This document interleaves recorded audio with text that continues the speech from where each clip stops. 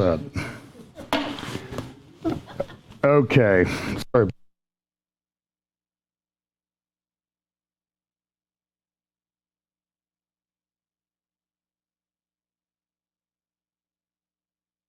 Go ahead. Is it back now? Yes. Okay. Maybe I sat, cough. Wait a second here. I know what's going on. My cough button.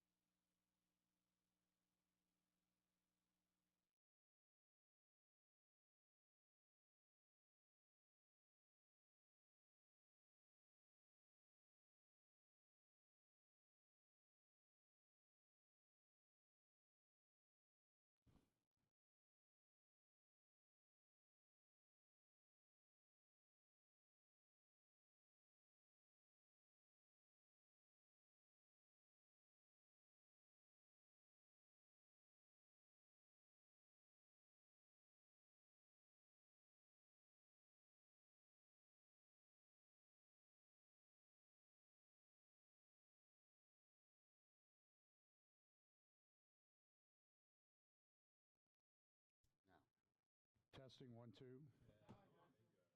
Okay. I didn't touch anything. Are we streaming? Yes, we are. Okay. All that was live. Okay. Let's pray. Father, thank you so much for this day. We pray that you'll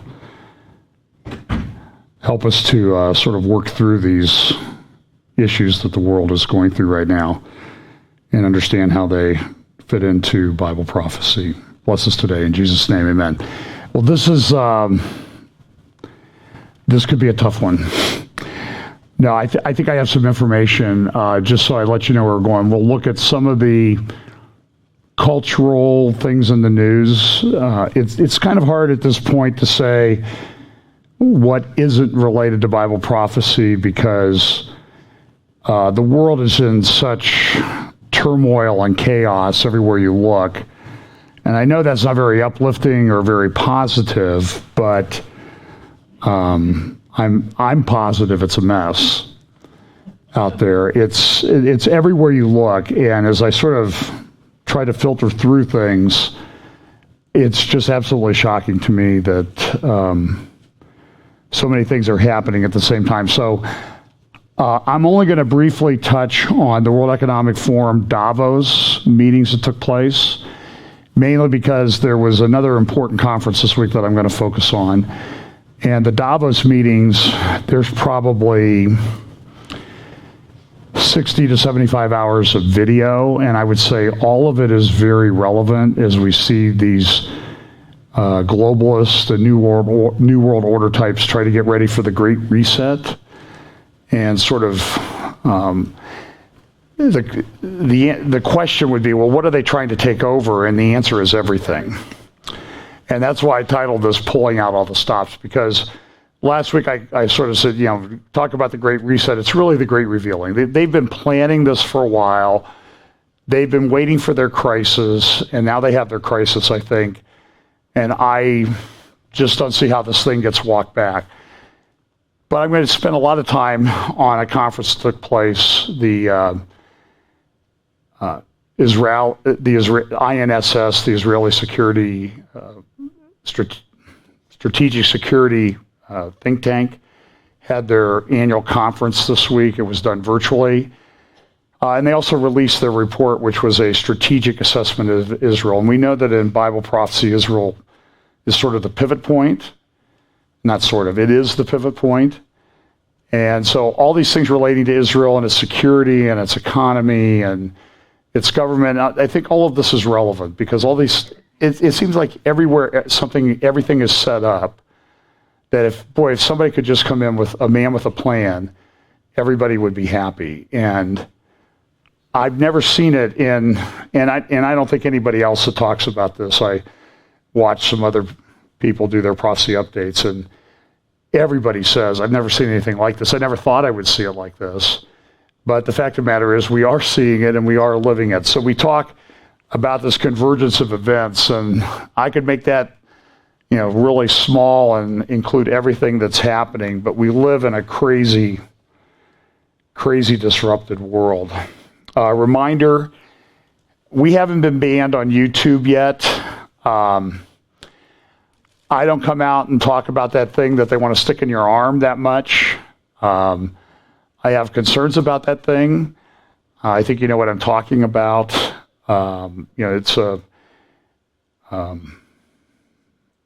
It's there are some issues. I mean, I'll just say I have my concerns, and maybe sometime I'll do and put something up on Rumble at Real FBC and talk about it a little bit more. But it seems like as I'm watching this virus and the response to the virus, a lot of things just don't make sense. So I haven't been banned on YouTube. I have a friend out in California. All of his prophecy updates are blocked now on YouTube. He has 2 strikes, which means one more, and the church loses their YouTube channel.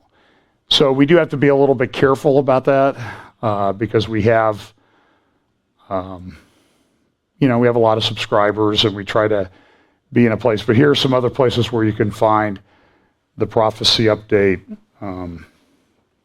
as we try to work through this, the mess that the tech titans are shoving on us.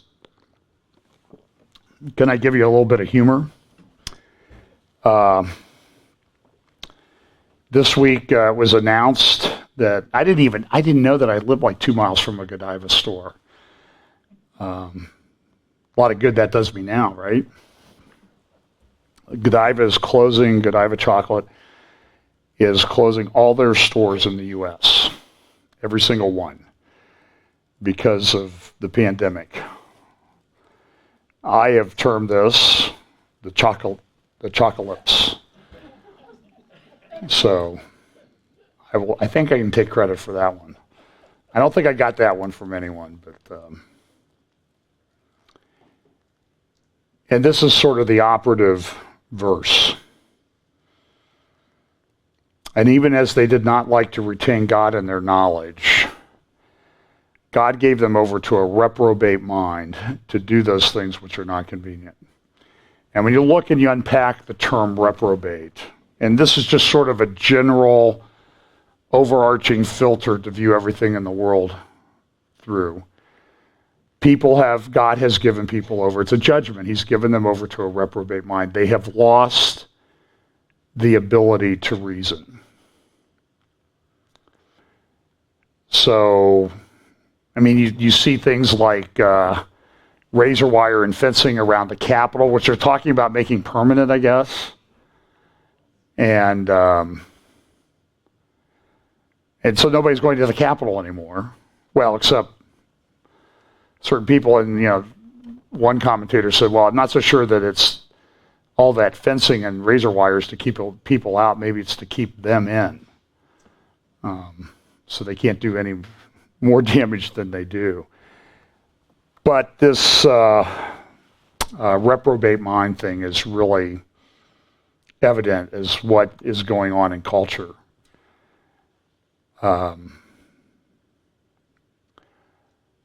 That's the Greek word, adokimos. In 2 Corinthians chapter 13, now I pray to God, Paul said, that ye do no evil, not that we should appear approved, but that ye should do that which is honest, though we be as reprobates, for we can do nothing against the truth, but for the truth. And this is the problem, is finding out what the truth is on a lot of issues today. I've never seen a propaganda machine in operation in America like I've seen. And part of that, it's not only what is published, it's what they don't allow to be published. And it's a constant battle by everybody to get things published. We have the spirit, another thing we see is the spirit of lawlessness. This is the Gascon, the George Gascon, who is the district attorney for Los Angeles County now. And he is putting roadblocks in place to get criminals out of jail. For example, there is and I don't remember if I talked about this last Sunday or not. These things all kind of run together these days. There was a guy who's for child sex abuse, and he has prior convictions for child porn and that type of thing. But when he came up for a parole hearing, Gascon did not let the prosecutors go and talk about what the guy did. And now here along comes Erwin Chemerinsky, who is the dean of Cal Berkeley Law School, Bolt School of Law, one of the most prestigious legal institutions. And he says, stop messing around with Gascon as he's trying to reform criminal justice. Listen, Erwin, he's not trying to reform anything. He's trying to burn down the system. This guy is a Soros-funded prosecutor, and he's out there to destroy American justice system. And he was the chief of police in San Francisco and the district attorney up there. And how's it going in San Francisco? They're burning it all down. This is from Daily Beast. Dems' new bill aims to bar QAnon followers from security clearances. So what you're seeing is this attack on anybody on the right. You're a terrorist. You're a domestic terrorist. The Department of Homeland Security has issued reports. You see this constant stream of people in the mainstream media, on television, that everybody, and I'm not kidding you, that everybody who voted for Trump is like ISIS.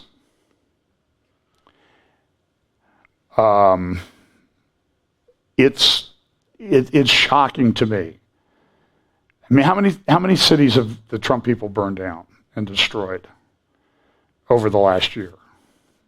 Anyone? Yeah, you can't answer the question because there aren't any. But one group that does, they are now have been nominated for a Nobel Peace Prize. And so you see these things, like this is the headline in this morning's New York Times. As far-right peril brewed, U.S. scrutinized the left. And so the New York Times is taking the Jerry Nadler approach. Oh, everything about Antifa, that's a myth. They're not doing anything. And so they're saying, it's just sort of like, the monkeys, they see nothing, hear nothing that Antifa does. But now, there's a riot demonstration at the Capitol that admittedly got out of hand, but it's, and I'm trying to choose my words carefully because I don't want to yell and scream. They do not, I'm trying to be kind, trying to follow my own message from first hour. And it's hard. It's hard with these people. I don't know if you saw that AOC, the congresswoman from New York, she tweeted something about this GameStop. I'll talk about that in a moment, the sort of Wall Street thing that's going on. And she said, we need to stop this. And Ted Cruz said, I agree. She goes, well, I'm not working with you because you tried to have me murdered. So this is the level of discourse, and I honestly I don't want her I don't want her killed or murdered. I kind of like that she's there because it's sort of like a real life example. You can point to your grandkids and kids and say, if you don't be wise, you'll end up like this, and you don't want to end up like that because you don't look very smart. But so they're saying so. They focused on the left. They focused on the left because they were burning down federal buildings. They were breaking into federal buildings. They were threatening to tear down the whole system. They burned 5 miles of buildings in Minneapolis. It wasn't the right. Good grief. And so you'll see this, you're going to see this constant parade of articles. Oh, the right is bad, the right is bad. The right is like ISIS. Just like ISIS. They want to, it's just all lies. It's all lies. Remember how Biden avoided this question during the campaign? Mr. Vice President Biden, are you going to pack the Supreme Court? No, we're not going to do that. So what are we, 10 days into this? This is 1 week into this. He is staffing a commission on Supreme Court reform. What does he mean by Supreme Court reform? It means they're going to appoint about 6 to 11 new justices, all liberals, and destroy the conservative 5-4 majority. That it's a very tenuous 5-4, as you know from some of the rulings. It would be 6-3 if John Roberts hadn't been given over to that kind of mind that I just talked about. But this is kind of interesting. So what's Biden been doing? I forget what the number is. He's been doing executive orders. And I think in the first week, Trump did like 7 and Obama did 9. And I think Biden is up to like 39 or 54. 42. Oh, 42? Okay. Yeah, but that you've been back there for the last hour. You don't know what he's done in the last hour. I don't either. And he said, there's quotes of Biden out there that people who do all these executive orders are dictators, except him. But what's interesting is this is an editorial from Friday in the New York Times. Ease up on the executive orders. Now, when the New York Times is telling a left-wing president to back off a bit, it might be a bit of a problem. We have these things with this virus thing is just, I don't know, in some respects is out of control. I know the death rate is very low, but I'm hearing from a lot of people about friends that died and that type of thing. So there's something very strange about this thing. I don't think we should trivialize it. I know Dr. Fauci's come out and said to wear 2 or 3 masks. Somebody on Twitter said, why don't you just put a pillow over your face, Dr. Fauci, and see how that goes. Get back to us. We would all sort of be on board with that. In Lebanon, they're having major riots. The country is completely falling apart. Some of these virus strains are supposedly, 30%, 70% more deadly. We also continue to have issues, adverse reactions to that thing that people might get stuck in their arm. The whole thing is just chaotic. I'll talk about a little bit more about it in just a moment. And now I see my slides are significantly out of order. Here's an interesting thing. This is in Europe. The EU is essentially trying to shut off the vaccine supply to the UK. And they had figured out a way to kind of route it through Ireland. And the EU tried to shut that down, and they got a lot of pushback. And so there's this war, there's a vaccine acquisition war that's going on between Europe and the EU. And as one headline says, the EU vaccine war explodes. And then you have the reactions of governments to this. Here is a short clip of the Canadian travel restrictions that are put on. And these are Canadian residents and citizens, because somebody here in America, I was supposed to do a conference in April, late April, early May, up in Calgary. We're going to do it virtually, but because I can't go to Canada. I mean, I can't even drive across the border because I'm an American. Now, a Canadian might be able to drive across the border, but listen to these restrictions that Trudeau announced are going to be put on people arriving by air in Canada. Starting next week, all international passenger flights must land. Okay, now that's not smoke coming out of his mouth, by the way. It's just condensed air. Although it might be smoke given his orientation, but I'll give him the benefit of the doubt on this one. Starting next week, all international passenger flights must land only at the following 4 airports: Vancouver, Calgary, Toronto, and Montreal. In addition to the pre-boarding test we already acquire, as soon as possible in the coming weeks, we will be introducing mandatory PCR testing at the airport for people returning to Canada. Travelers will then have to wait for up to 3 days at an approved hotel for their test results at their own expense, which is expected to be more than $2,000. Those with negative test results will then be able to quarantine at home under significantly increased surveillance and enforcement. Those with positive tests will be immediately required to quarantine in designated government facilities to make sure they're not carrying variants of potential concern. We will also, in the coming weeks, be requiring non-essential travelers to show a negative test before entry at the land border with the US, and we're working to stand up additional testing requirements for land travel. But come to Canada and visit us. I mean, how can you go there? So somebody's returning to Canada, they have to get a test to get on a plane in the US, or they shut down like all travel to the sun destinations, Mexico and the Caribbean, completely shut down through the end of April.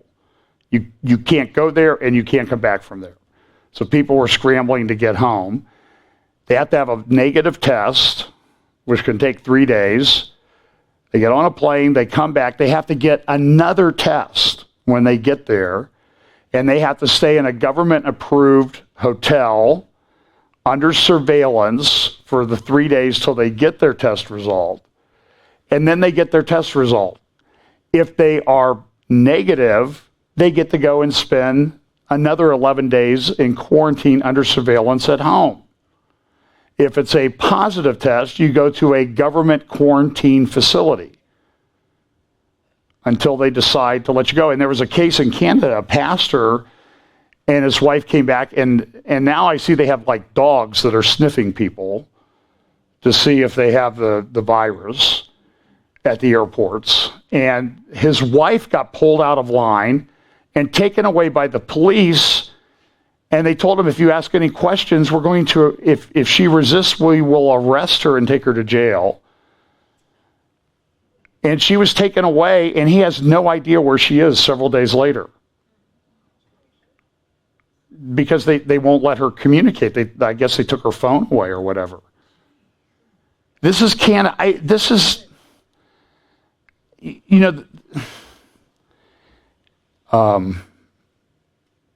I talked last week about patience and kindness this week, it's really hard when everybody's trying to be, as I said, a stone in your shoe. I have like boulders in my shoes from all this stuff that's going on.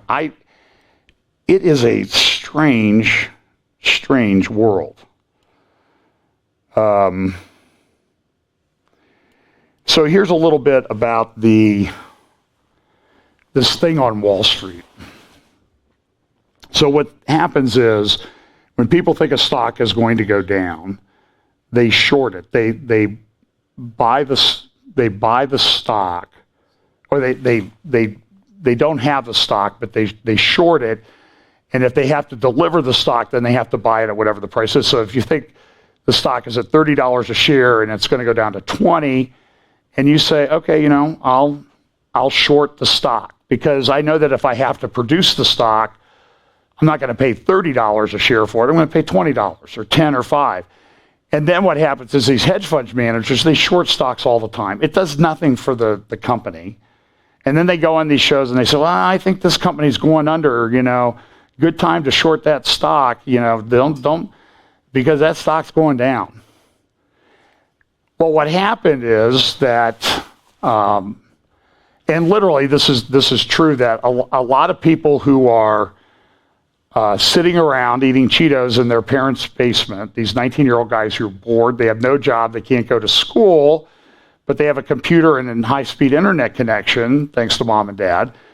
They've sort of joined forces, and what they're doing is people have discovered who is shorting stock. So the example this week was GameStop. I mean, you see the stores and strip centers around town, I'm sure. And I don't know that many people go there anymore because a lot of games are online. And so GameStop people, the hedge funds are saying GameStop's going out of business.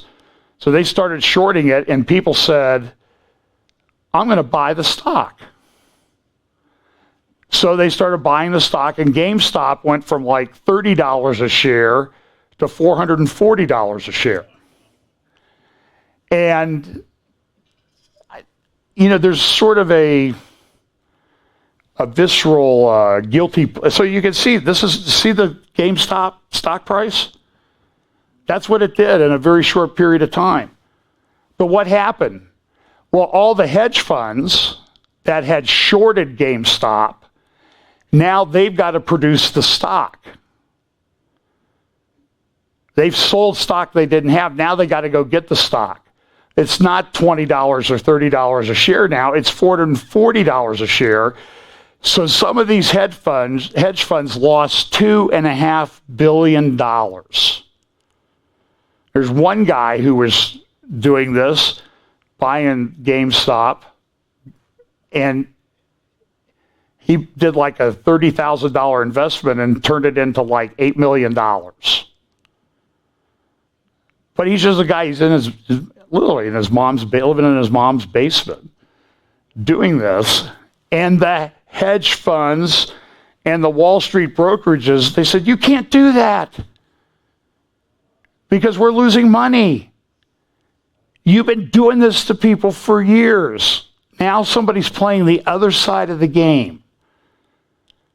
And personally, I don't see a problem with it. I don't think what the small investors did, banding together. But what the brokerage firms said was they stopped trading in the stocks. That's fraud. I believe that's criminal. And they did it at the behest of these multi-billionaire hedge funds.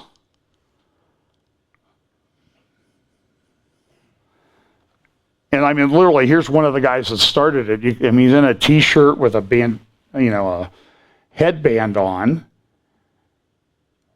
And so what did Facebook do? They had a Facebook group for small investors with like 120,000 members.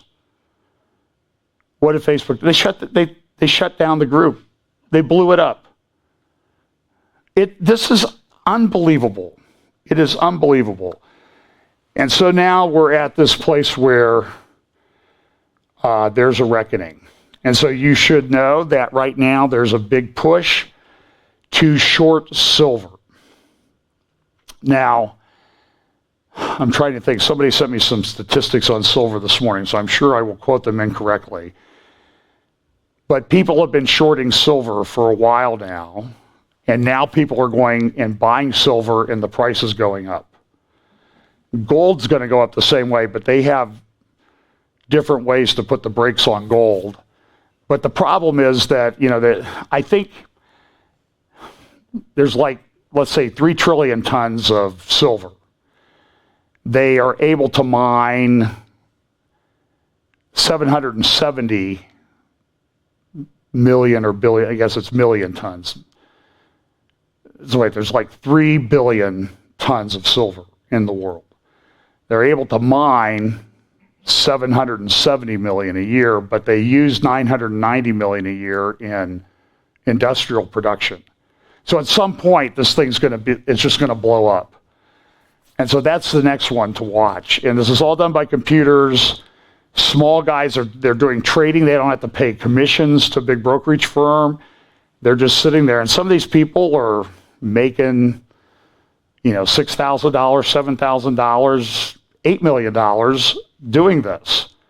And the hedge fund guys that are used to making all the money doing it without any resistance to their robber baron behavior are getting burned.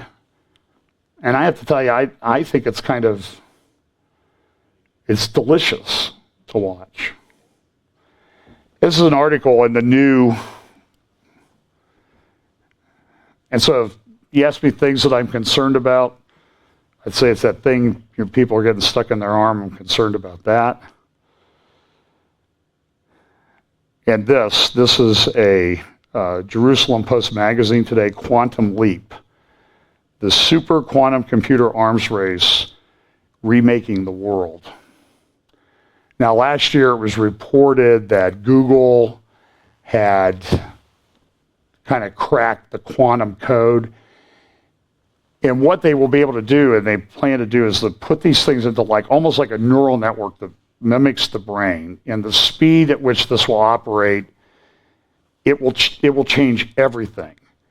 And it may very well be that the one big concern is that it will break the encryption algorithm that does give some security to computers and networks around the world. And this is developing very quickly. They're not there yet, but it's a good article. But this is the title of the article in Jerusalem Post magazine.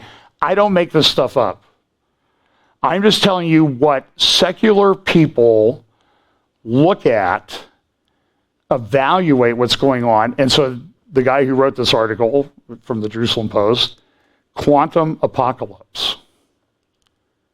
What is going to happen to the world?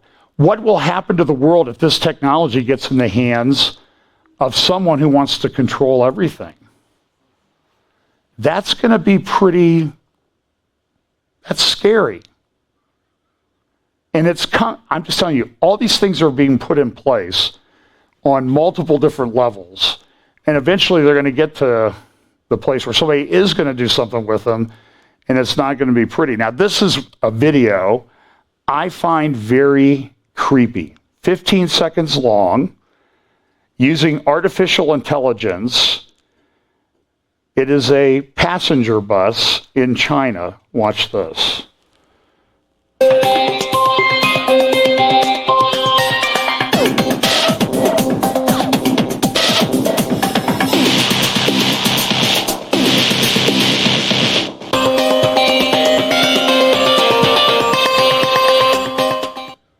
What did you see? You saw one passenger and no driver on a road going over a bridge over a river. I'm not impressed with a lot of other people's driving at times. I will confess my wife is not impressed with mine a lot of the time. We went to Kings Island once and rode the Beast. Appropriately, in this great roller coaster.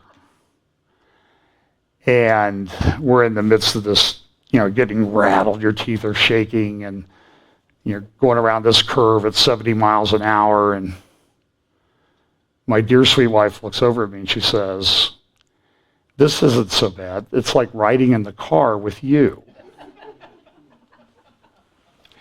Now, my takeaway from that was, okay, then being with me is like a thrill ride. Why should I change? You're getting along okay. You're saying it's not that bad. So, see, this is how lawyers process things and why, well, anyway. This is a new magazine from Wired, 2034, the next world war, a history of the next world war. What it is, it's a futurist novel. But it's only set 14 years in the future, and it's talking about how this world war develops with quantum computing and all this. If you can get a copy of it, pretty large. It only has 4 chapters, the Wenru event, and it talks about China and Russia and computers and blackouts. Like this is one of the things, there's a black power blackout. And then they're blinding the elephant. And then there's red lines. And it talks about the fact that, there is this major war coming, and it's going to be fought in cyberspace, is where it's going to start. And we already know stuff like this is happening. Like there was this solar winds hacking thing that went on with the federal government. Now they're saying, guess what? It wasn't limited to solar winds software. It's much, much worse. They don't even know the extent of it. From what I'm hearing is it will take years to sort out what they hacked into. It's troubling. So that's the good news. But, it's interesting. We have these tech giants, and they're just tearing everything down. But this is this morning's Sunday Review editorial section in the New York Times. And it talks about, could you zoom in on that, Brian? The other coup that's coming, and it's the surveillance society, and it's a threat. It's going to tear down democracy. They're the New York Times. So they're concerned about Joe Biden's executive orders, and they're concerned about the surveillance state that's developing. Look at this graphic that they have in the knowledge coup. It says democracy is under the kind of siege that only democracy can end. And people, they're concerned about this, and they should be, because of the way the tech giants are acting. If I have time to get to it, it may end up next week, because I don't know that I'll have time to get to the Davos stuff today, because there's like 100 hours of videos came out that I wanted to watch this week. And I do have a life, I need to take my wife out for a ride every now and then and get her, some thrills. But we don't do that. I'm just kidding. But all these things are converging and going in all these different directions. So for the next bit of time, I'm going to focus on this document. Now, I mentioned this a couple weeks ago, 3-4 weeks ago. They didn't release it, though, till this week, the PDF copy of it, the Strategic Survey for Israel. And it's titled, The Year of the Vaccine, Internal External Challenges to National Security. So this is published by INSS. And I mentioned last week that they had a number of threats that they were concerned about. Maybe it was 2 weeks ago. And they have a grid here at the beginning of their thing, threats and opportunities. So here's the threats that they think, the top 10 threats that they're looking at with regard to Israel. So they're concerned about Israeli defense. And we know this is a big deal in Bible prophecy too. So we know, there are these wars that are talked about in the end times that involve Israel, and it comes from the north. Ezekiel 38 and 39. You also have Daniel 11. And also, I think, Psalm 83, all these kind of factor in. Now, we don't know exactly the sequencing or the timing yet. We'll have to figure that out. The best evidence of how these prophecies work out is when they actually happen. Then we know for sure. Then we can say, okay, we nailed that one. And so a lot of people, as I've always joked, will be updating their charts throughout these end time events and that type of thing. So look at the top 10 threats, though. One, this is a very well done document. It's about 85 pages. You can download it and read it. War in the north against Hezbollah, Iran, and its proxies. Now, does that sound like it might be related a little bit to Bible prophecy? No, it doesn't sound like it's a little bit related. It sounds like it's really related. Big time. Okay, the next one, number 2. Iranian breakout to nuclear weapons, which is kind of part and parcel of number 1. And I don't have a slide on it, but somebody sent me an article. Now it's from Debka File, so I'm always a little bit, I want to verify it. I don't usually go with it, but it was sent to me by a trusted friend. And it says that they're concerned in Israel right now and in the U.S. among leadership is that Iran could have a nuclear weapon within 3 to 4 weeks. Now, we know they say they're enriching at 20%, and you've really got to enrich to 90%, but getting from, like 1% enrichment to 20% enrichment is a huge process. Getting from 20% to 90% is not much of a leap. And so there's concern about that. So that's this one. Then they have heightened economic crisis in Israel and rising unemployment, ongoing coronavirus pandemic, cyber attack that paralyzes the economy, military campaign in the Gaza Strip, rising domestic crime and disobedience due to loss of trust in the government. And they have a huge problem with the Haredim, the Orthodox community in Israel. They just are not going along with anything on the coronavirus, lockdowns or anything. And they're having riots and that type of thing. It's a huge problem. And whatever problems we're having in our society, Israel's having them as well. Then another one is massive natural disaster, earthquake, flood, or fires. Well, that kind of sounds a little bit like Revelation. Violence between different groups in Israeli society. Ethnos against ethnos. Sounds like Matthew. And riots and terrorist attacks in the West Bank. And then they said that these give rise to certain opportunities. Expansion of normalization agreements, rapid health and economic recovery due to vaccines, formation of a regional coalition, United States, Israel, and pragmatic Arab countries. We'll talk a little bit about that in just a minute. Long-term ceasefire in the Gaza Strip, including a prisoner deal. These are all things they think they can achieve, but they're sort of ranked. So we know that war in the north, that's like the number one threat. And you'll get down to resolving that issue, but it's like number 8. So number 6, transitional arrangements with the Palestinian Authority. Number 7, technological discovery that will boost Israel's image in global public opinion. Go read the article on quantum computing in the Jerusalem Post magazine to kind of understand the synergy there. Number 8, weakening of Hezbollah in Lebanon and its removal from centers of power. 9, dissolution of the Iranian Shiite axis.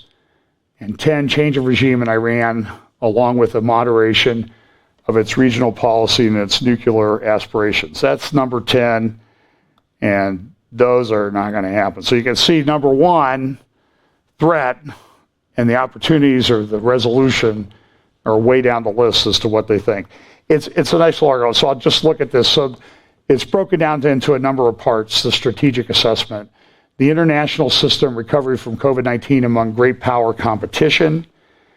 Global GDP has fallen 4.4%. That's pretty significant. They think it could go up 5.7%. So the only country in the world that had an increase in GDP last year was, guess who? China. I'm sure it's just a coincidence. And some places in the world, the growth rate, the bottom chart, is going to be even. It's bad out there. The U.S. had its worst economic year in, I think, 100 years. And, when things aren't open, it's not just the chocolates, it's a lot more stuff that's going on. Here's the Israeli system, the challenges of an ongoing crisis to national security foundations. They have, a couple days after Passover in March, they will have yet the 4th elections in 2 years for the Knesset and Prime Minister. Here's a little chart on the unemployment rate in Israel. So January 2020 was 3.8%. It's now 12.9%, up 9%. This has a devastating impact on economy. And look, at one point in March and April last year, it was 34%. And Israel's, and listen, if you think Canada is the only country that's going to impose travel restrictions like this, No. It's everywhere is going to do this. So enjoy where you are, as much as you can. Now, I love to play golf, and one of the corollaries about a growth area of the economy in the United States is golf. Everybody wants to golf. They want to get out, which means it's crowded. It takes forever for some of these people. But patience. I keep remembering patience. So, or give me the first tee time of the day, then I'm okay. Here's confidence in Israel and the security establishment. So look at this. This is who they trust. 84% IDF, 84% Mossad, 78% Israeli Security Agency, 43% Supreme Court, 34% police, 25% cabinet. So those are sub-Donald Trump numbers. At least, and I don't even know what Donald Trump numbers are either, because I see some above 50%, some way below it, so find a number and pick it. Then the third thing they talk about in this report is the regional system, a decade since the upheaval and expanding normalization. So a decade since the economic upheaval of 2008. They look at the four camps that are in the Middle East where there might be problems. They have the Sunni Islamists, the Iran-led axis. So Sunni Islamists would be Turkey, Qatar, Hamas, and the Muslim Brotherhood. The Iran-led axis would be Iran, Syria, Hezbollah, the Houthis in Yemen, Shiite militias operating in various Middle East theaters like Iraq and other countries, Palestinian Islamic Jihad, despite being Sunni. Then you have the jihadists, which are terrorist organizations like Al-Qaeda and the Islamist State, and then the Sunni pragmatic states, which Israel is trying to make normalization agreements with, Egypt, Jordan, Saudi Arabia, United Arab Emirates, other Gulf states, except for Qatar and Morocco. And they go through, they have an assessment of what's going on with each of these countries after 10 years after the so-called Arab Spring started. And I won't go into the details of each of these. I think you need to pull them together. But look at the countries that they talk about. They talk about Egypt, Jordan, Saudi Arabia and the Gulf states, Turkey, Iraq, North Africa and Sudan, and Yemen. And all of these are mentioned, referred to in these prophecies that we talk about a lot, like Ezekiel 38 and 39. And then there's a big discussion in the strategic assessment report on Iran. They say Iran is at a low point, but still the primary threat to Israel's security. And everybody's scrambling about Iran right now. Everybody's wondering, how do we handle Iran? What do we do with them? The Biden administration is bringing back all the people from the prior Obama administration that made this deal. But even some of them are expressing concerns about where Iran is going with its nuclear breakout capabilities. And Iran's doing this despite all the sanctions that have really had a huge impact on them. Look at the inflation rate, that chart there. Their GDP is negative. Their inflation rate is high. And then you go here to the real to the dollar exchange rate. As the number goes up, that's bad for Iran. And look at how this has changed over the years. I mean, it's just spiked tremendously in the last year, especially since the Trump administration put sanctions on them. And then we have the Iranian conditions for renewing negotiations. And essentially it's, we'll tell you what we're going to do. Another thing that's discussed extensively in the report, and this is, I think, where the INSS organization does a good job. The Northern Arena tried to be proactive to disrupt the Iranian Shiite axis that's developed. And it's not working very well. They sort of tamp it down a little bit. But we have Hezbollah right next door on the northern border of Israel, where things are not going well. The red area is what the Assad regime has been able to take back. Turkey's there, the Kurdish regions. It's all still a mess. I mean, I think the population of Syria is about half what it was 10 years ago. Of at least half of the people from 10 years ago have been displaced to someplace else. So I'll just remind you of one of the talks at the INSS conference a year ago. Jennifer Carafella from the Institute for the Study of War talked a little bit about what was going on in Syria. I'll just play a couple minutes of this. I'd like to start by framing a bit of how I see Syria's trajectory for the next 10 years, because it will inform the comments I'm going to make about the US role I would like to see us to play, as well as the role I think we're more likely to play, given where this current administration is headed. There are three key factors. So I actually don't share the assessment that Syria is headed into some kind of post-war phase. I don't think that Bashar has won the war. And unfortunately, I think that 10 years from now, it's always difficult to predict, but I think 10 years from now, Syria is actually likely to remain a war zone, given many of the underlying conditions that are still present. And there are three key factors or drivers that I think are important to keep in mind as we consider the trajectory of this theater. The first is the deep and enduring fragility of the Assad regime. Assad, as was mentioned, I think, by General Votel in his statements, cannot secure terrain that he recaptured as recently as 2018. As General Votel mentioned, the attack campaign against the regime and its backers in Dara province alone has returned to 2011 levels. We share that assessment, and we've been watching very closely how that insurgency is gaining traction. Slowly, it's not making too many headlines, but it is gaining traction and freedom of movement. What does that tell you? It means that Assad's gains are much more impressive on a map than they are in reality. Comments have already been made that I definitely agree with in terms of the structure of the regime's military forces and the challenges that Assad has in consolidating. But the reason I point to the regime's fragility as a driver of future conflict is in part because it's going to get a lot worse for the regime in the next coming years. Assad's economy has already completely collapsed. It's in a complete freefall, due in part to the collapse of the economy in Lebanon. And Assad's financial outlook is even worse in 2020.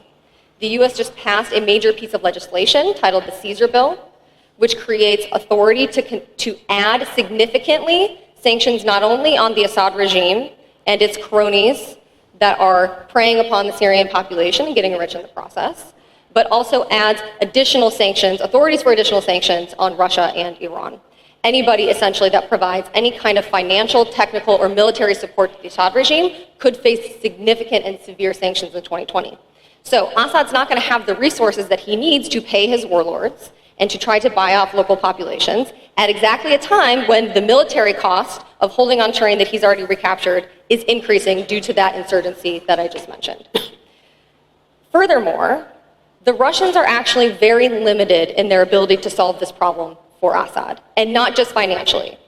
The Russians are not going to get the reconstruction aid that they've been wanting for the regime for quite a few years, given the Caesar Bill.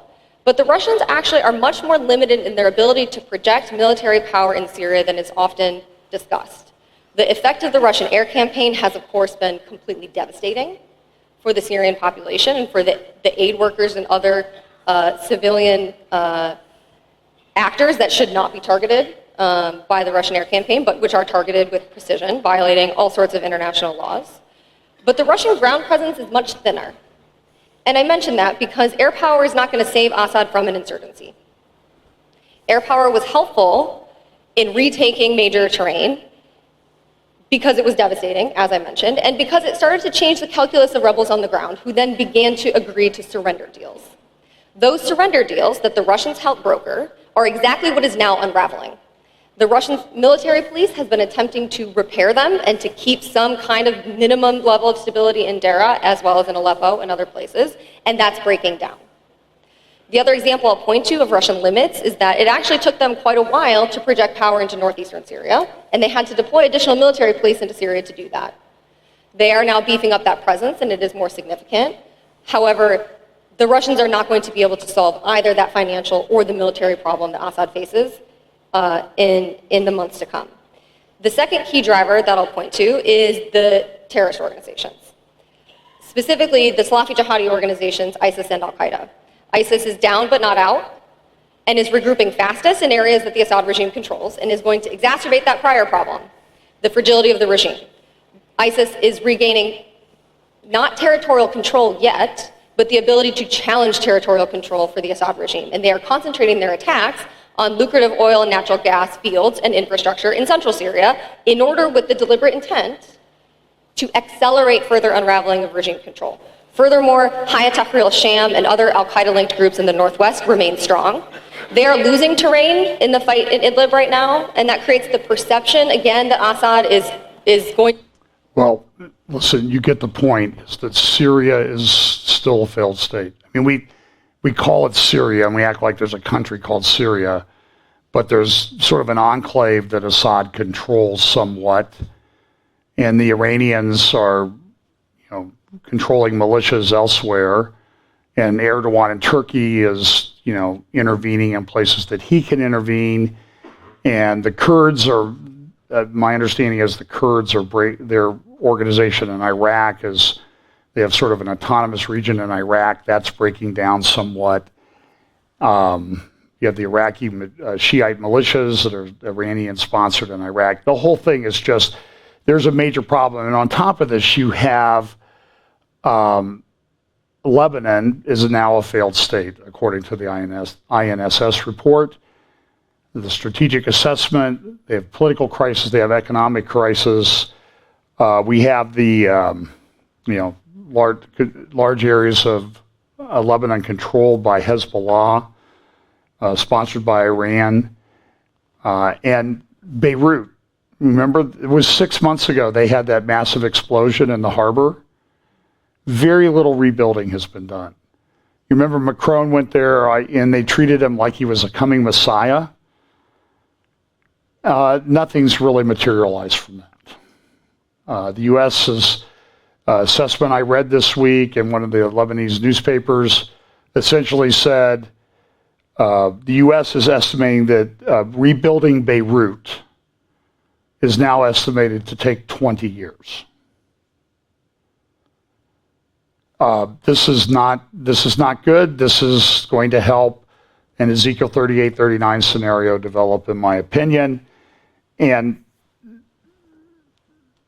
given the way things seem to be unfolding, I'm not sure that there's going to be a need to rebuild Beirut in 20 years, because things may be dramatically different in 20 years.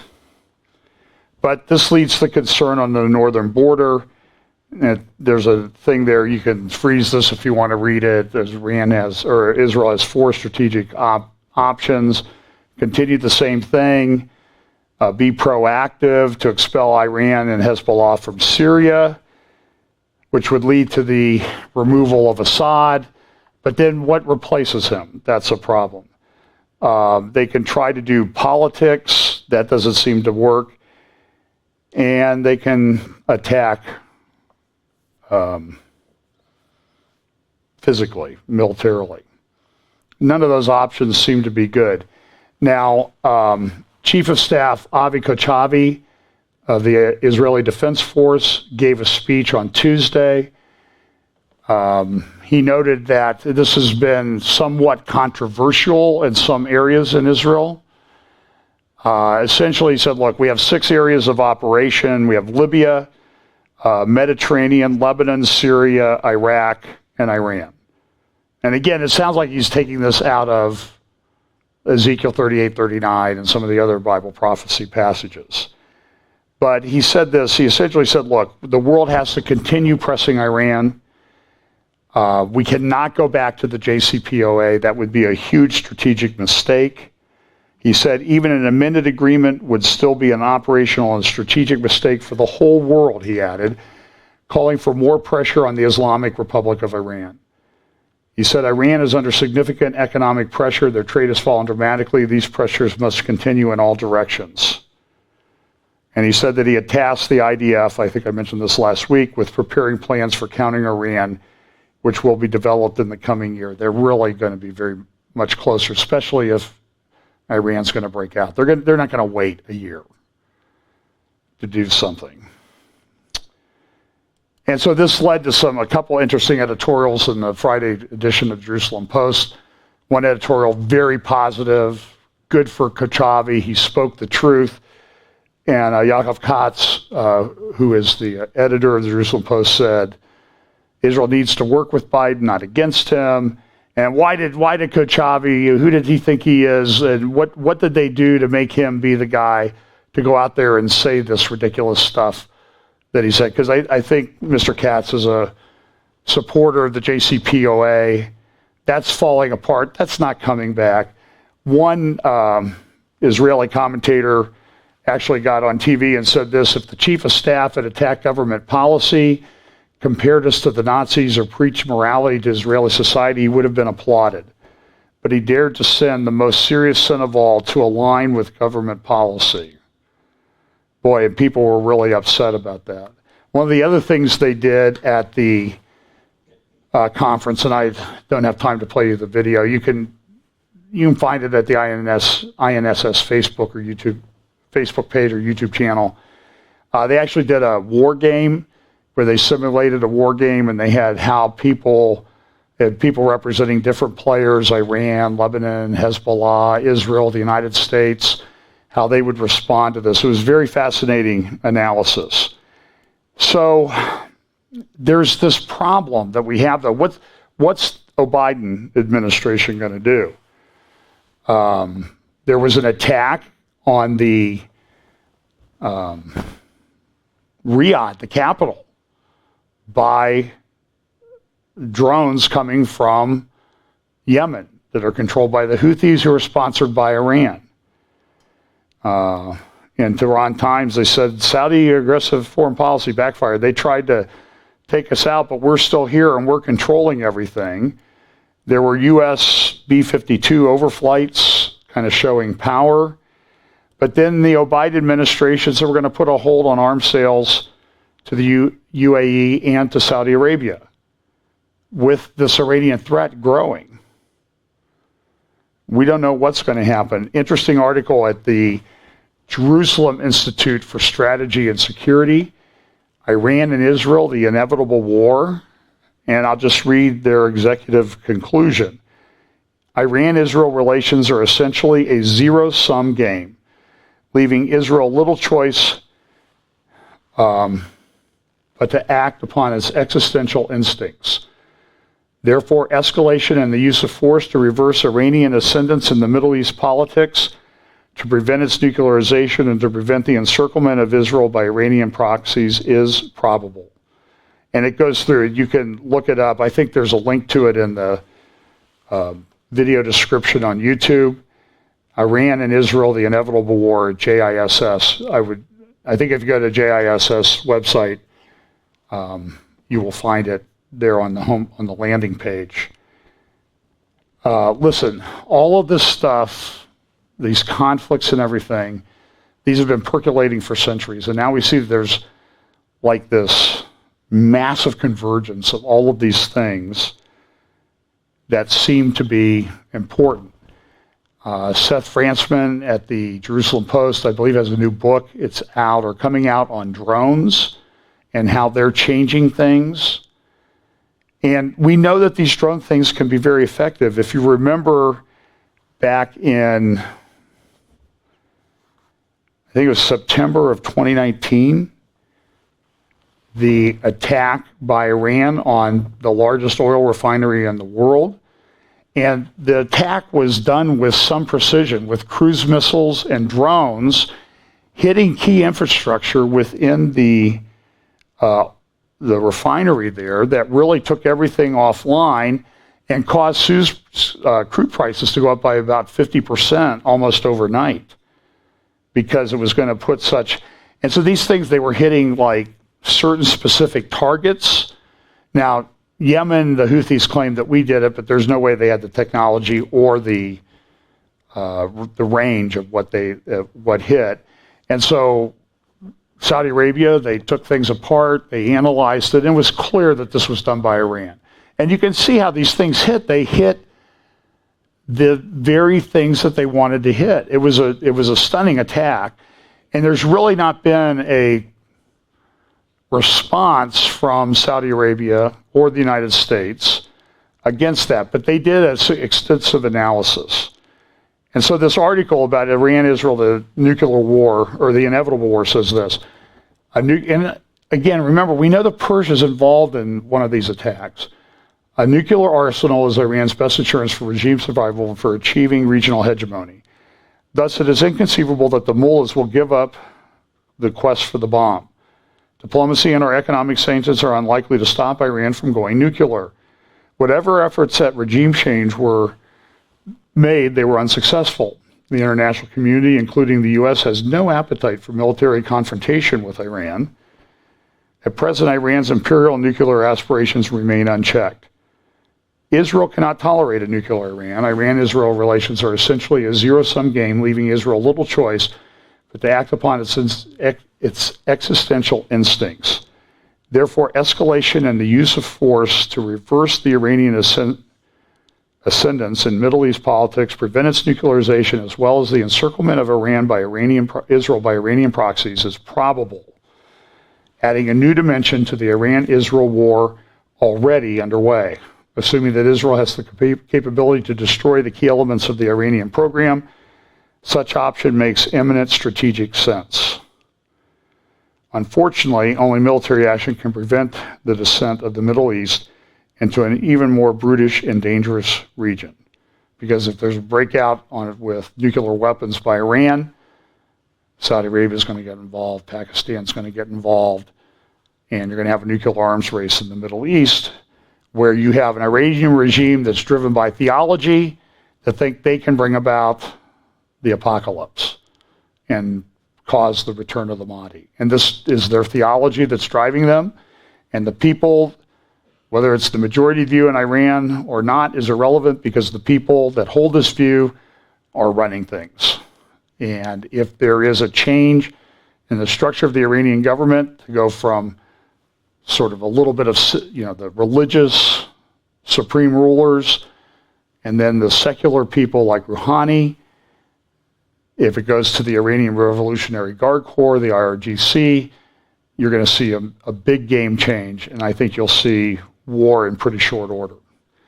And how's the United States doing? Caroline Click has a great article about the appointment of a guy named Maher Bitar, who has been appointed to the National Security Council by Biden. And the title of the article is Subservience Under the Guise of Reconciliation. Israel's March 23 elections are being presented as a simple referendum on Prime Minister Benjamin Netanyahu. The media and Netanyahu's opponents would have us believe that there is no ideological struggle. It's all just a question of whether you love or hate Bibi, but this is untrue. The coming elections are primarily about ideology. To understand this is why the case we did look no farther than Joe Biden's appointments, one of whom was Maher Bitar has been appointed to serve as a senior director for intelligence at the National Security Council. The position is one of the most powerful posts in the U.S. intelligence community. The senior director is the node to which all intelligence from all agencies flows. He decides what to share with the president, and in the name of the president, he determines priorities for intelligence operations and collections from other countries. The problem is that when he was a student at Georgetown University, he was a leader of a group, a anti-Semitic Muslim Brotherhood aligned Students for Justice in Palestine. He was a major supporter of the BDS, Boycott, Divestment, and Sanction campaign against Israel. Daniel Greenfield from Front Page Magazine reported that Bitar chaired a panel at BDS conference where participants discussed how to indoctrinate Christians to believe that Israel has no right to exist. Seems like they've actually done a good job with some Christians on that particular issue. He then went to Oxford and did a master's in forced migration. He wrote a thesis about the Nakba, or catastrophe, of Israel's founding. During Obama's presidency, he served on the National Security Council as the Israeli-Palestinian officer. He was Samantha Power's deputy. In 2016, as UN ambassador, Power played a role in that resolution 2334. Somebody should ask Jim Psaki, what is President Biden's position and Vice President Harris's position on resolution 2334 that was not vetoed by the United States on December 25th, 2016? Given the way she seems to be responding to everything, I would say that her response would be, I will ask the president about that and I will circle back with you. Circle back. She's a circle backer.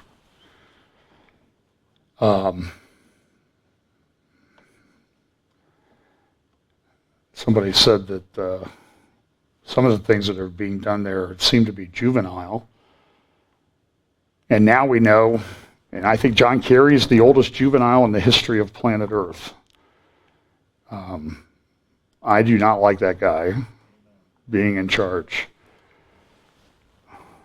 The only thing he accomplished in life, in my opinion, was marrying a rich widow. Fred Flight said this from the President's Center for Security Policy about Bitar's appointment. This is outrageous. It should be reversed ASAP. Mar Bitar is a Israel hater as well as completely unqualified to oversee intelligence for the NSC. Did Joe Biden and Jake Sullivan approve this, or are they unaware of what's going on in their own administration? Caroline says this, the inherent hostility of the Biden administration makes clear that contrary to the media spin, the March elections will be a pivotal ideological event. They will decide whether Israel stands up for Zionism or embraces post-Zionism, whether Israel will fight for its sovereignty and its interests or concede both in favor of good relations with Israel haters, like Mar Bitar. It's crazy. Biden, though, he came out and said that he backs the two-state solution for Palestine. So, calling it the Biden administration is 100% accurate. Here's the Israeli political, this is a chart from Israel Hayom. You think our politics are bad? This is the current poll, and whoever heads up these parties has to form a coalition with at least 61. So right now you have Likud with 28, 3 over. You have the breakout party. Can't remember the name of it. Gideon Sar. He started out. He was even with Netanyahu. Now he's down to 13. You have the right party with Naftali Bennett at 11. You have some of the Orthodox parties. Israel Netanyahu, the Lieberman's party, has fallen down to 6. They were up at 8 a couple of elections ago. This is a mess. Who's going to form a coalition out of this thing is anybody's guess. And the Israel, they ask all these different questions, and you can go and get the translation and try to figure it out. The answer is, it looks like Likud is at 27-28. And the right and the Likud break off could get maybe 25 because they have 14-11. I mean, it doesn't change anything, so it's a mess. Jonathan Spire has a couple of great articles this week that I would highly recommend. First is a Jerusalem Post on Friday, Beware of Turks Bearing Gifts. And he talks about the fact that Erdogan is pushing very hard to get back in the good graces of Israel. And his conclusion is, listen, don't fall for it, okay? So, for example, there was an article in the Times of London that said,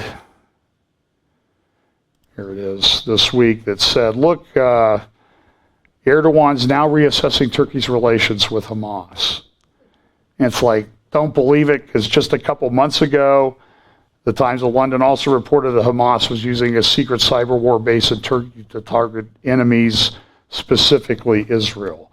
So Spire's conclusion is, listen, don't believe anything that he is doing. He says this is his conclusion. Only the very optimistic could believe in real strategic cooperation between Erdogan's Turkey and Israel. Far more likely, the Turkish president would be happy to gain from the increased legitimacy afforded him by an improved atmosphere with the Jewish state during a difficult period of Biden's accession. The improved atmosphere could then be ditched at a later date when the tactical reasons for it no longer pertain. This would be exactly what a devout Muslim would do. Peace when you're weak, war when you're strong. It's Islamic doctrine, and Erdogan has memorized the Quran. He knows it. He can recite it. You see these pictures. And so Turkey's going out, they're putting mosque here. You remember you went to London, they had one in Washington and Maryland, these big mosques, and they're ideological driven. He has put in place people in Turkish organizations in France that Macron had to come in to try to shut down. He's renewing his relations with Qatar. So this is, so whatever he's doing it's fake and it's a facade. And then this report from a number of different newspapers, while I'm reading the article from Jonathan Spire about don't trust Turkey, guess what? There's Zarif, the foreign minister of Iran, in Istanbul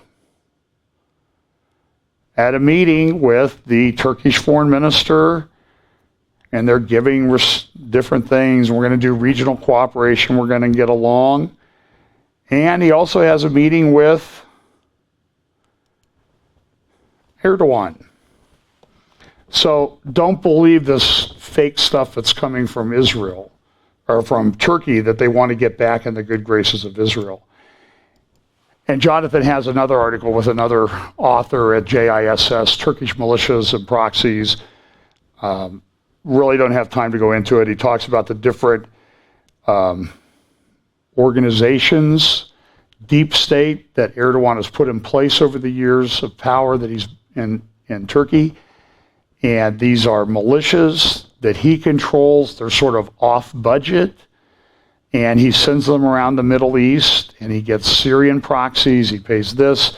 He's intervening in Libya. He has an organization called the Grey Wolves. And if you remember, and so look, there's a decided anti-Israel thing with Erdogan. He wants to reconstitute the Ottoman Empire. And I think this would play into the ambitions of the Turkish involvement in Ezekiel 38 and 39. And if you remember, there was in December 2017, Trump came out December 6th and he said, I'm moving the U.S. Embassy to Jerusalem. Remember that? Big deal. In fact, they're talking about building like a 10-story building down there in that area. If you've been to Israel, around the promenade and putting up a big addition on the embassy in Jerusalem. So I think the embassy in Jerusalem is pretty much going to stay even under the Biden group. But so they had these meetings. For example, this is in Istanbul, the OIC, the Organization of Islamic Countries. This was in April 2016. And so right after Trump makes his announcement, and I've covered this before, but I want to remind you, Yeni Safek, which is a Erdogan mouthpiece news website, it's actually run by an organization called SADAT. You can read about that in Jonathan Spire's great article at JISS. But this organization run by a former Turkish general, and he lost his position in the Turkish government because he was so heavily Islamic. He made statements that he even in today's world, he had to resign. So what he did when he resigned was he went and formed this SADAT. They hooked up with Yeni Safek. And so Trump announces the move of the embassy in December 6, 2017. And within a few days, this is the article that appears in Yeni Safek. a military comparison, Muslim countries to Israel, and the question is, what if a Muslim army was established against Israel? Now, you can look at this map. I have a blow up here in just a second. So this general, he goes to this SADAT organization. This is published within a couple days after Trump's announcement. What do you think their ultimate plan and goal is? Look at the map. Look at who they think is going to lead this. This is a picture from the article, and if you really study it, what you'll find is that it's run from Turkey. You see all the lines that come from all these different countries?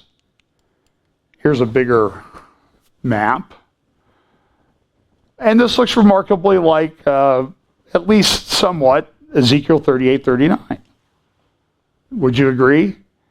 And look at all the countries they have coming. Afghanistan, Iran, the Stan republics, all of these people. That was published on December 12th, 2017. You can look it up at Yeni Safek. I think there's a link in the description. The next day, Erdogan spoke at what they called an extraordinary summit in Istanbul. So Trump makes his announcements, and within a week, all the Muslim countries, half of the countries sent their head of state. You see King Hussein from Jordan, you see King Abdullah from Saudi Arabia, Rouhani. I mean, this was a big deal meeting, and at the meeting, Erdogan spoke, and he said, Jerusalem is our red line. They issued a report after that.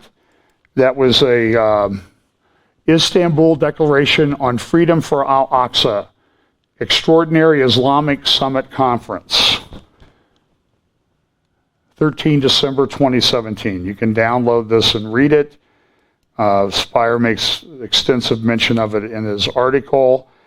And in his speech, Erdogan said,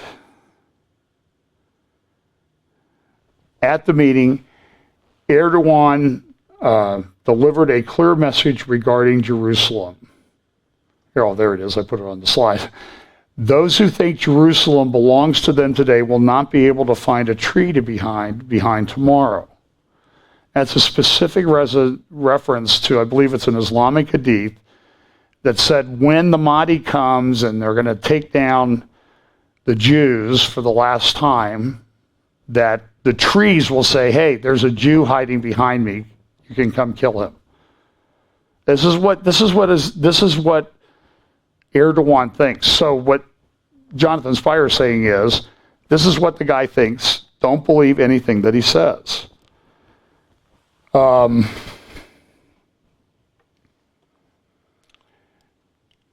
continues to fool around the region. There's also a discussion in the Spire article for JISS about Libya and how Erdogan is pushing things in Libya.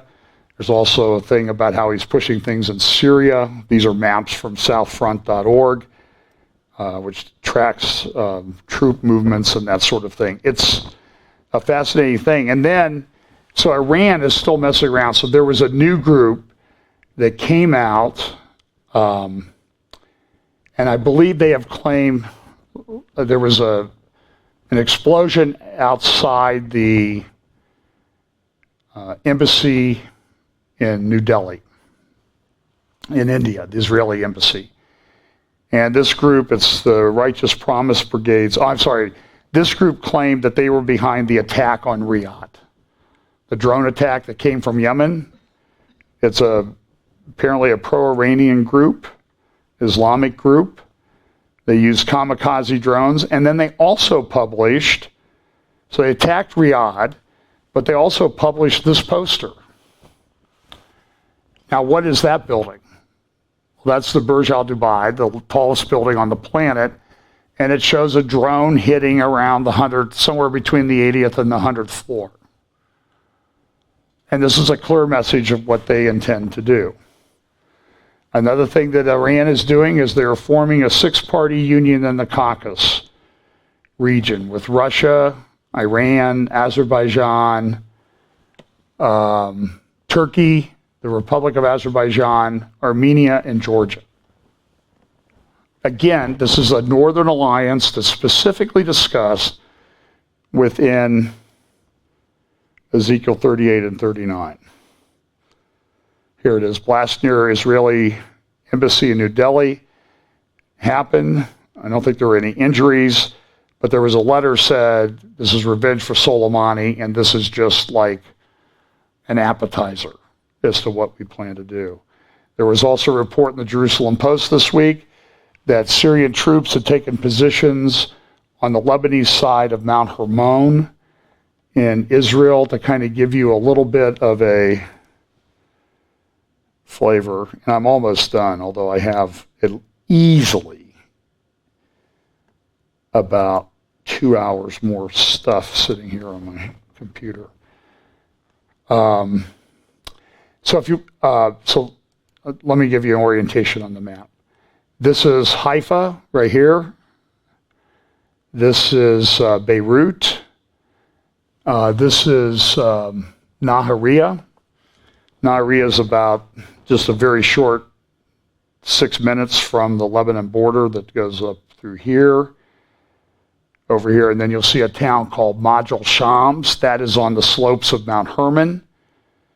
Mount Hermon. That's about 7 miles from Tel Dan. If you toured there, Tel Dan or Caesarea Philippi, they're about 6 or 7 miles from Majel Shams. Right, and they're at the base of Mount Hermon as well. So this is Mount Hermon here. And to give you some kind of geography, here you see Damascus.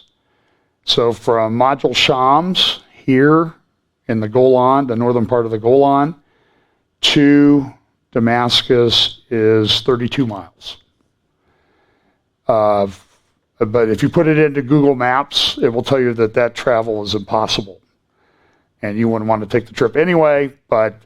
And similarly, if you go from Damascus to Beirut over Mount Lebanon, as the crow flies, that's about 50 miles. So that kind of gives you the compact nature of what's going on or how close these things are. So the report is that on the Lebanon side of Mount Hermon, that's probably where Jesus' transfiguration occurred, they have started positioning Syrian troops. Now, I don't think it's a significant contingent, but I think it's something that definitely should be watched. Here's a little bit closer view. Here's Majel Shams here in the center, and then you see Damascus up here. So that's 32 miles. And Mount Hermon is kind of this long mountain here. It goes up to about 10,000 feet above sea level. Israel took back part of it in the Six-Day War. They have a ski resort there, and you can get up there in the summer and when they're not fighting. So here's Majel Shams, and then down here is Tel Dan, and Caesarea Philippi would be right in here. So very significant region biblically and that type of thing. So this is, I guess what I'm trying to say is everything seems to be heating up. Another thing that happened, Pakistani court has released an Islamic militant that was been convicted in they say the murder of Daniel Pearl. It was the beheading. Well, they sort of sawed off his head with a knife. It was done on video, was posted. Sheikh, the Sheikh that masterminded 9/11, who's down at Guantanamo, he was the one who they said did it. But this guy that was released planned it and everything. And they said, well, there wasn't sufficient evidence. It's shocking. I mean, this is a terrorist, convicted terrorist has been released. Oh, by the way, the Sheikh down at Guantanamo, he's getting a vaccine. They're vaccinating all the terrorists down at Guantanamo, I think today. So I think the world's nuts. And this has really little to do. Central African Republic's capital, Bangui, is an apocalyptic situation as rebels close in. It is completely disrupting the region. Many different groups have circled Bangui, which is a city of about, I would say about years ago it had about 2.5 million people. Central African Republic had about 4.5 million people. I don't think they had more than 10 miles of paved roads in the whole country. At one point, though, this is kind of hits close to home. We had many friends who were missionaries in the Central African Republic. And at one point, the Central African Republic was considered the most heavily evangelized country on planet Earth.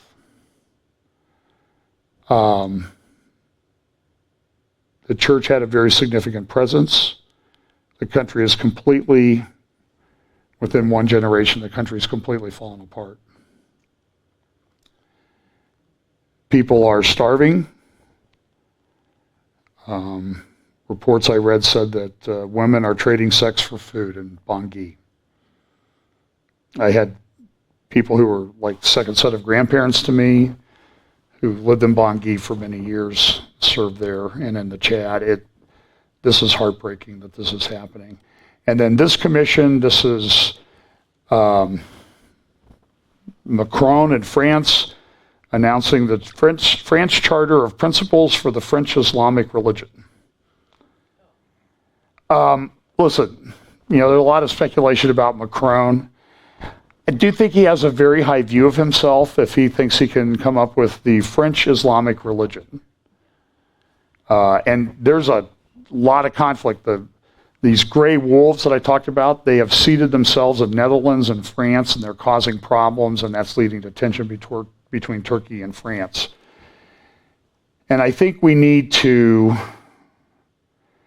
wrap this up. I do want to talk about, I think I will talk about it next week, or if I have time, I'll do something this week. This whole thing, the Sustainable Development Goals, Agenda 21, Agenda 2030, that the UN has, the Climate Initiative, the Green Deal, all of this stuff is all sort of being subsumed into the World Economic Forum. They come out this week, just the other day, with the Global Risk Report for 2021.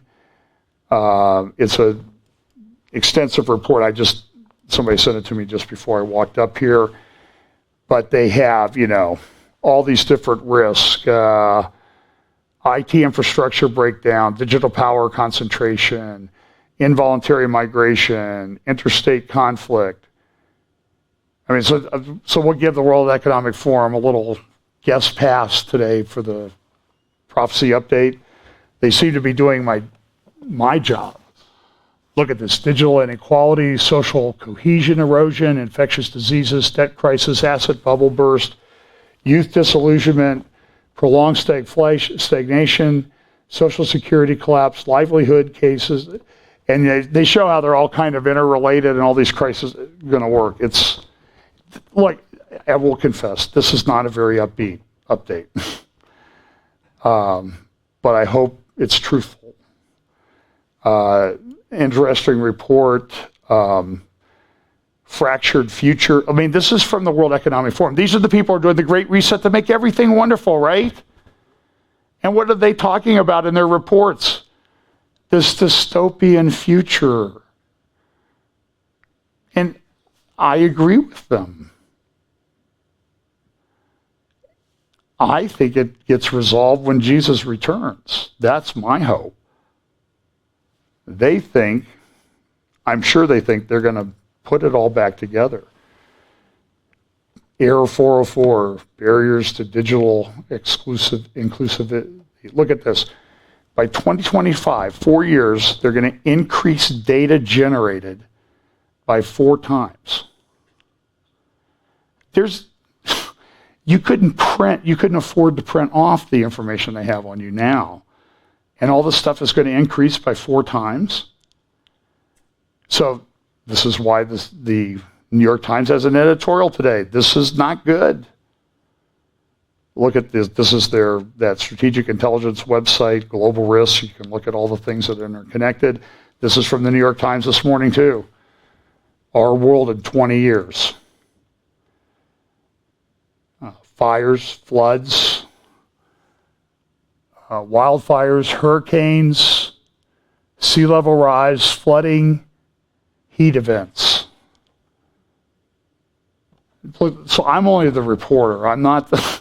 These are what the secular people are saying. It sounds like everything I read this week was like a walk through the book of Revelation and Daniel and Ezekiel and Jeremiah. It was incredible. I will discuss more next week the different talks at Davos, the World Economic Forum, but even Putin came in. I'll just read what he has to say. Putin said this.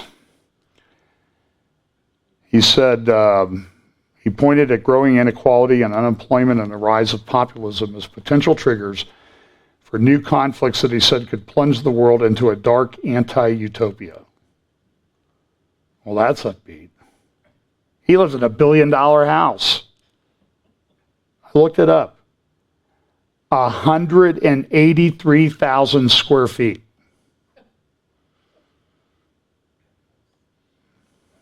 That's a big one.